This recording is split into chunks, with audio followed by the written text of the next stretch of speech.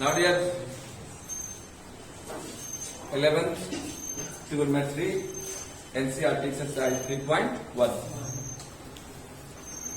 हम लोग पढ़ रहे हैं। उसका दो रूल मैंने अभी तक आपको बतलाया है। पहला degree to radian and radian to degree. Formula एक बार फिर से सुन लीजिए। If you want to change any degree to radian then you have to multiply that degree into pi by 180। in Hindi language किसी भी डिग्री को यदि रेडियन में आप बदलना चाहते हैं तो पाई बाई 180 से मल्टीप्लाई करना पड़ता है। वही आप अगर रेडियन से डिग्री बदलना चाहते हैं कार्तिक जी तो 180 बाई पाई से मल्टीप्लाई करना पड़ता है। दो मैंने बताया। इसका मैंने बताया कि एक डिग्री का 60 मिनट होता है, कोई हाफ डिग्री का है तो 30 मिनट होता है। फिर मैंने बताया कि 1 मिनट में 60 सेकंड होता है, आधा मिनट में 30 सेकंड होता है। ये सब जान गए आप। एंड आफ्टर दैट हियर उसके बाद मैंने इसके पहले वाले वीडियो में ये भी बताया था कि सर्किल का हिंदी में आप जानते थे क्योंकि हिंदी मीडियम में पढ़ के आए थे। सबका मैंने इंग्लिश वर्ड बताया आपको। ठीक, जो बच्चे नहीं आए होंगे इसके पहले वाले वीडियो को देख लीजिएगा तो अटैच हो जाइएगा। आप जिंदगी में सफल होना चाहते हैं 3 चीज हमेशा याद रखना। खुद से वादा, मजबूत इरादा और मेहनत ज्यादा करने वाले विद्यार्थी हमेशा लाइफ में सफल होते हैं। आप ही अपना भविष्य और अपने घर का भविष्य बदल सकते हैं। आप ही भविष्य के इंजीनियर हैं, बायोलॉजी रखा हुआ डॉक्टर भी है। आप ही देश के एयरफोर्स में भर्ती होकर के दुश्मनों से बचाएंगे। आप ही नेवी बनेंगे। आप ही एनडीए में जाकर के लेफ्टिनेंट जनरल कर्नल बनेंगे। बात समझ आ रही है? तो आइए हम लोग चलते हैं आगे के प्रश्नों की ओर। एक फॉर्मूला मैंने कल बता दिया था क्योंकि आज का फॉर्मूला उसी से रिलेटेड है, इसलिए उस फॉर्मूला को मैं सिर्फ लिख दे रहा हूं। मैं बताया था आपको यदि कोई एक सर्किल हो, हिंदी में वृत्त, भाई कॉपी लिख देने किस्मत तब शांतिपूर्वक। ज्ञान की प्राप्ति हमेशा शांति में होती है। मैं इधर लिख रहा हूं, आप उधर लिख रहे हैं, नहीं समझ में आएगा। एक बार में एक काम अच्छा होता है। समझ में आ रहा है? ये एक सर्किल है। अगर इस सर्किल का रेडियस आर हो, जैसा मैंने कल बताया है ओ ए बी, अगर रेडियस का लेंथ आर हो, इस आर को बोलते हैं, इसको हिंदी में चाप बोलते हैं। अगर इसकी लंबाई एल हो और इस चाप के द्वारा इस सर्किल के सेंटर पर बनाया गया एंगल थीटा हो, एक फॉर्मूला होता है theta equal to L by R. अब एल बाई आर जो निकलता है वो किसमें होता है? रेडियन। बस एक ही फॉर्मूला मैंने कल बताया था। अब इसके आगे मैं कुछ कॉम्पिटिटिव रूल बता दे रहा हूं, आपके 11th में भी इसका इस्तेमाल होगा। आइए डालते हैं कुछ वैसे फॉर्मूलाओं पर नजर जहां से साधारण विद्यार्थी रहते हैं बेखबर। बनना है ना जबर समझते हैं ना, मजबूत। आइए दूसरा फॉर्मूला जो बहुत इंपॉर्टेंट है और सी टाइप है, कंपटीशन टाइप है। क्योंकि जब भी लड़का कोई या लड़की कोई साइंस लेता है तो उसके मन में एक सपना होता है कि हमारे पास विकास वैसा स्कॉर्पियो ऐसा कार होता, मेरी भी नौकरी होती और मैं भी आराम से लाइफ गुजारता। तो उसके लिए सर कंपटीशन निकालने पड़ेगा। और सब कुछ हम लोग उतना करोड़पति नहीं है कि आईएएस करके सब कुछ कोटा जाएगा, 5 लाख रुपया खर्चा करेगा। इसलिए साथ साथ तैयारी हो जाए, साथ साथ फॉर्मूला हम लोग को पढ़ना जरूरी है। आइए देखिएगा। अब मान लिया जाए ये क्या है, कोई पूछेगा बताइए। ये क्या है? एक बड़ा है, एक छोटा है, लेकिन है सर्किल। ठीक, अब देखिए जब 2 हो गया तो एक को सर्किल 1 मान लेते हैं C1, एक को बनाते हैं C2। मान लिया जाए इसका रेडियस को R1 मान लेते हैं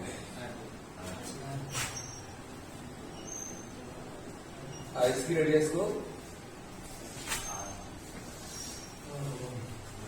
R2 मान लेते हैं, रेडियस का लेंथ सेम ही होता है।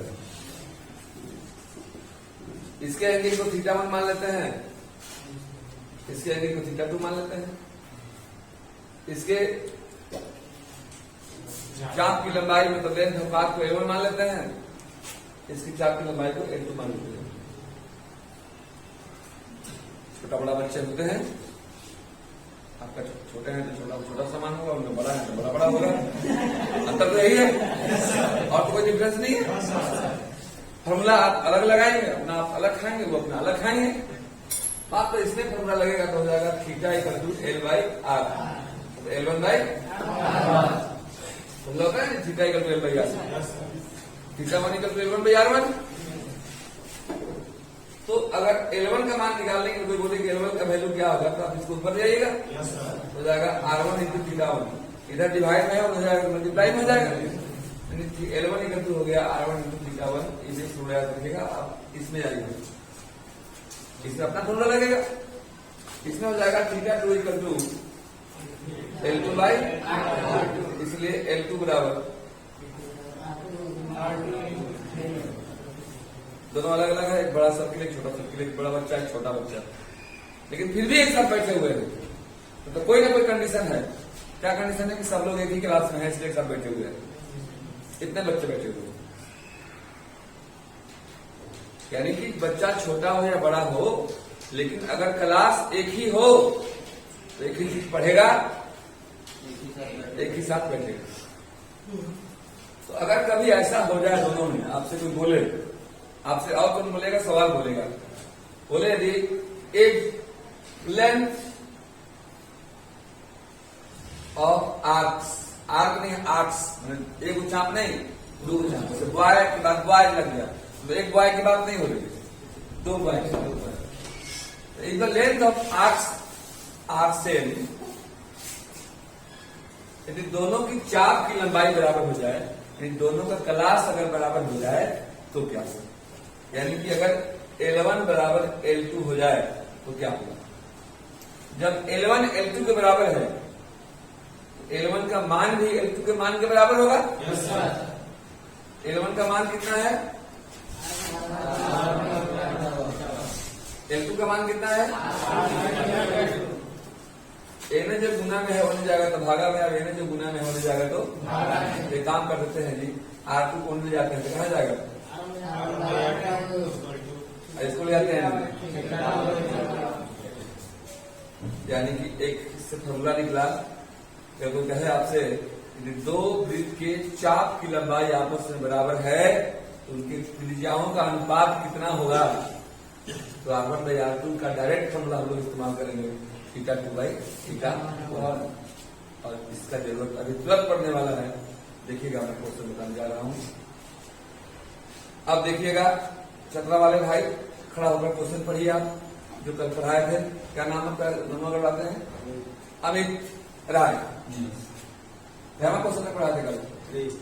चौथा क्वेश्चन पढ़ रहे हैं, चतरा संदीप कुमार फरमाइश कर रहे हैं, जरा गौर से देखेंगे आप। 4th नंबर बोलिए आप। Find the degree measure of the angle. हाँ, बस रुक जाइए। जितना पढ़िए उतना क्वेश्चन में समझिए। वो कह रहे हैं कि find the degree measure of the angle. Find मतलब हिंदी मीडियम से पढ़े हुए विद्यार्थियों के लिए फाइंड मतलब याद करें। डिग्री और रेडियन जान ही रहे हैं क्या है? मेजर मैंने माप, ऑफ द एंगल मैंने कोण का माप डिग्री में निकालना है। कोण का माप किसमें निकालना है? तो डिग्री में निकालना है। तो जितना निकालना है लिख दिए, मतलब थीटा का वैल्यू निकालना है कि क्या होगा? आगे बढ़िए। Subtended at the centre of the circle. हाँ, भूल जाइए, centre of the circle angle तो सेंटर पर बनता है। अब बोलिए रेडियस 100 सेंटीमीटर। बस रेडियस 100 सेंटीमीटर। सवाल पढ़िए और पकड़ते जाइए। दुश्मन को जैसे पकड़ा जाता है, पकड़ते जाना। यानी गिवन R = 100 सेंटीमीटर। आगे by and arc of length by centimetre. हाँ, आर्क ऑफ लेंथ, आर्क चाप, आर्क ऑफ लेंथ कितना है जी? 22 सेंटीमीटर। L = 22 centimetre. अब देखिए क्या करेंगे, बैठ जाइए। We have to find theta. L and R are given. मैं क्या बताया, अगर आपके पास फॉर्मूला है ना, दुनिया में कोई ताकत नहीं है जो आपको सवाल बनाने से रोक सकता है। सब ताकत रह जाएगा, आप सवाल बना लीजिएगा। थीटा बराबर कितना है जी? L by are. लेकिन यहाँ पर एक समस्या आएगी, जो एल बाई आर आएगा वो रेडियन में, लेकिन निकालना है आपको डिग्री में। बड़ा नेगेटिव टू डिग्री में बदलेंगे, नियम मैंने बताया आपको, गार्जियन ने बताया। बैठ के गार्जियन मतलब सबसे टाइट लग रहे हैं, तो इनको गार्जियन बना दिया, क्या दिक्कत है? आप लोग जानना मानिएगा परसेंट का। लिखेंगे since theta equal to L by R, this is in radian. अब तो दोनों समान है आपके पास, फिर बैठोगे उदास और मेरे पास। Theta equal to L by r, l क्या है? डिवाइड बाई 100 इन रेडियन, 2 से 11 बार में, 2 से 50 बार में। Theta equal to 11 by 50 radian. अब अगर रेडियन में ही आंसर था कि find the angle in radian, तो आंसर था, लेकिन वो सवाल तो सवाल होता है, नहीं तो होता है। हम लोगों को इसको डिग्री में निकालना है, तो आप में से कोई खड़ा होकर बताइए कि रेडियन को डिग्री में बदलने के लिए क्या करते हैं? 185 बाई से मल्टीप्लाई करते हैं। बहुत अच्छी बात, गुना कर ही दो ना, 180 बटे में पाई तो क्या डिग्री में जो कटता है उसको काट भी दो, 0 0 कट जाएगा। 5 तो है नहीं, 11 से गुना करो, 11 गुना 8 88, 11 के 11 वाट बटे में 5। अब पाई इक्वल टू 22 बाई 7 होता है, 22 बाई 7 चल गया ऊपर, डिग्री बदल गया, कितना आएगा? गुना करोगे तो कटेगा, दूसरे फिर 9 हाँ फिर 9 होगा ना, 7 से गुना कर सकता हूँ। अरे वाह, नमस्ते भाई। अब डिवाइड करने में बताया, फिर भी मैं कर दे रहा हूँ, बच्चे कुछ नए हैं। देखिएगा डिवाइड कैसे करते हैं। 63 में 5 से, आप लोग दोनों लोग विशु जी और आपका क्या नाम है? अभिषेक जी, गौर से देखेंगे आप लोग। 5 से डिवाइड करोगे, 5 1 जा 5, 1 3, 5 2 जा 10, 3 into 60 डिग्री। डिग्री हुआ? डिग्री हुआ ना? डिग्री हुआ। अब डिग्री को बदल देंगे नहीं करना है, तो आप लोग जानते हैं कि 1 डिग्री में होता है 60 मिनट, तो 3 डिग्री में कितना हो जाएगा? 1 डिग्री में 60 मिनट, तो 3 डिग्री में क्या मिनट? 3 गुणे 60 मिनट तो हो जाएगा 180 मिनट। अब फिर भागा देंगे उसमें किससे? 5 से, सेकेंड तक भागा दे जाएंगे। 5 से 15, 30 खत्म मिनट, यानी आंसर हो गया आपका 12 degree. Now this is your answer. इसको आप नोट डाउन करें, इसके बाद मैं आगे की क्वेश्चन बता रहा हूँ। Now dear next question, question number अभी मैं क्या कौन बताया? 5 क्वेश्चन जरा खड़ा होकर कोई पढ़े। क्वेश्चन नंबर 5 क्या है? 5 नंबर गौर से सुनिएगा। In a circle of diameter 40 centimetre. हाँ, in a circle of diameter 40 centimetre. गौर सुनिएगा, एक सर्किल है जिसका डायमीटर को हिंदी में व्यास कहते हैं। उसका व्यास दिया हुआ है 40 सेंटीमीटर। एक काम कर लीजिए, क्योंकि हम लोग जो फॉर्मूला जानते हैं उसमें व्यास लिखने की जरूरत नहीं पड़ती है, उसमें रेडियस की जरूरत पड़ता है। भाई पांडु तो उसमें रेडियस की जरूरत पड़ती है। आप पढ़े होंगे कि रेडियस जो होता है डायमीटर का हाफ होता है। R equal to D by 2। D मतलब कितना? 40।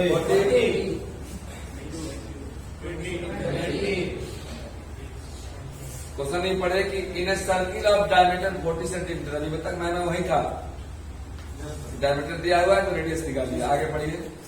The length of the chord is 20 centimetre. हाँ, the length of the chord. Chord मतलब जीवा। चाप को इंग्लिश में आर्क कहते हैं। अब इसका फोटो बनाना पड़ेगा, बिना फोटो से काम नहीं होगा। The length of the chord is 20 centimetre. लिख देते हैं ऐसा, कॉर्ड का लेंथ 20 सेंटीमीटर है। हाँ आगे बोलिए। Find the length of minor arc of the code. Minor arc. अब माइनर किसे कहते हैं जान जाइए, छोटा। माइनर मीन्स छोटा और मेजर मीन्स बड़ा। माइनर आर्क का लेंथ निकालना है आपको, मतलब you have to find what is the value of L. एक बात गौर से सुन लेना, एल निकालना है, आर दिया हुआ है, तो सिर्फ एल और आर से रिलेशन नहीं होता है, तीन को रिलेशन होता है, थीटा एल और आर। मतलब theta equal to L by R. आपको निकालना है एल, एल बराबर हो जाएगा आर इंटू थीटा। मतलब एल जो निकालना है उसमें आर की जरूरत पड़ेगी और थीटा की भी जरूरत पड़ेगी। तो थीटा तो मेरे पास नहीं है, जो नहीं है उसको निकाल लेंगे, तब निकालेंगे उसको। मतलब हमारा पहला एल होगा थीटा निकालना, इसके बाद तो क्या निकालना, तब एल निकालना। तो आइए पहले फोटो देखिए इसका कैसा है। पहले फोटो पसंद कर ले सभी नौजवान, फोटो को समझ लें, इसके बाद हम बात आगे बढ़ाएंगे। कह रहा है कि इसका रेडियस जो है जी, रेडियस कितना है बोलो? 20 सेंटीमीटर। ये है 20 सेंटीमीटर, तो ये भी कितना होगा? 20। एक और दिया हुआ है the length of the chord is 20 centimetre, मैंने उसकी जीवा की लंबाई भी कितना है तो 20 सेंटीमीटर। इसी को तो जीवा कहते हैं जी। ये भी 20 सेंटीमीटर है। सबसे हम लोग निकालना है एल, लेकिन उसके पहले हमारा नजर कहीं और है, थीटा। नाम दे दीजिए पहले ओ ए बी। आपको इस फिगर को देखने से क्या पता चल रहा है? यस राइट, यह एक ट्रायंगल बन रहा है, मतलब त्रिभुज बन रहा है। त्रिशु जी देखा जाए इधर, यह एक त्रिभुज बन रहा है। अब त्रिभुज की तीनों भुजाएं बराबर है, 20 सेंटीमीटर 20 सेंटीमीटर 20 सेंटीमीटर। पहले हिंदी में सुन लीजिए। और जब त्रिभुज की तीनों भुजाएं बराबर होती हैं तो वह एक समबाहु त्रिभुज होता है, और फिर तीनों कोण भी बराबर होते हैं, 60 60 और 60। यानी ये कितना हो जाएगा? 60 डिग्री। 60 डिग्री होगा, लेकिन क्योंकि यह रेडियन में होता है थीटा, इसलिए इसको रेडियन में बदलेंगे। समझ में आ रही है? In English language you can say that this is a triangle OAB and the length of all sides are same. सभी साइड्स का लेंथ सेम है। So this is a equilateral triangle and in equilateral triangle all angles are same. So 60 plus 60 plus 60 equal to 180 and theta equal to 60 degree. लिखना पड़ेगा, लिखेंगे sense. Sense मतलब चुकी होता है हिंदी प्रेमी सज्जनों, चुकी क्या होता है जी? चुकी OAB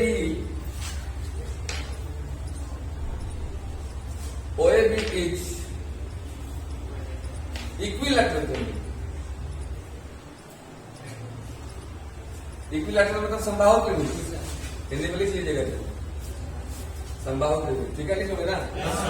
so theta equal to 60 degree, इसको बदल दीजिए रेडियन में। क्यों रेडियन बदलेंगे? क्योंकि यहाँ इस्तेमाल हम लोग रेडियन में करते हैं।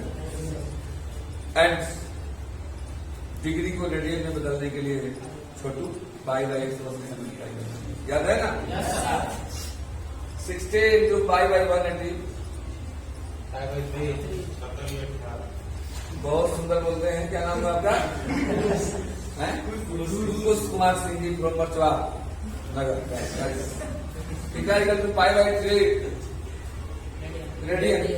आप लोग मत समझिए कि आप लोग को याद रहता है, मुझे भी याद रहता है, क्योंकि प्रेम दोनों तरफ से होता है। तरफा प्रेम बड़ी नुकसानदेह होता है, तो मैं भी आपसे प्रेम करता हूँ, मैं आपके भविष्य से भी प्रेम करता हूँ। आइए, थीटा हो गया पाई बाई 3। अब थीटा भी आपके पास और आर भी आपके पास, दोनों समान हो गया आपके पास। मत देखो आस पास, आ जाओ मेरे पास। लिखेंगे since as we know that, क्योंकि हम लोग जानते हैं कि since as we know that, market तो धोखा दे रहा है जी। Since as we know that,